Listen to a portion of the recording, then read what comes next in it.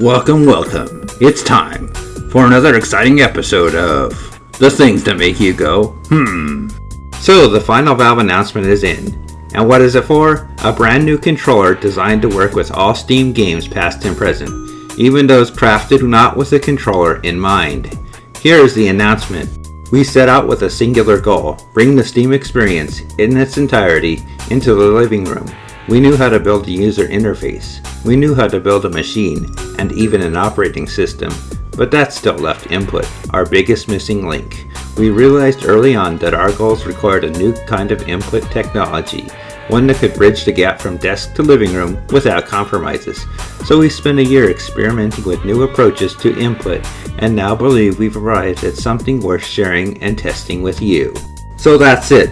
Valve has designed a dual-pad controller compatible with everything in their library in an attempt to appeal to the console gamepad audience.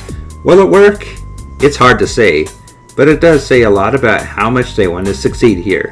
I mean, looking at the thing, it does seem to have a rather odd look and configuration, and yet there does seem to be a lot of thought put into the function and layout of this controller, in a way that suggests that it has a lot of future potential, if it gets the chance. At the same time, it's impossible to tell how well those key functions will work in comparison to the good old keyboard and mouse combination. Will it offer a similar level of precise control or be more sloppy?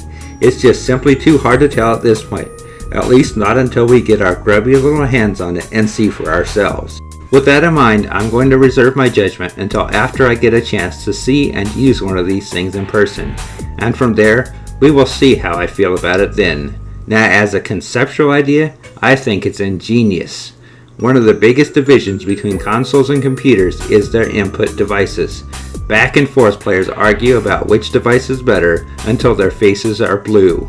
Those raised on a controller can find the keyboard cumbersome and daunting, while those that grew up typing miss the accuracy and control that their keystrokes and mouse offer.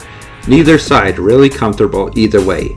A division that keeps many console users from experiencing fine titles available on the PC market.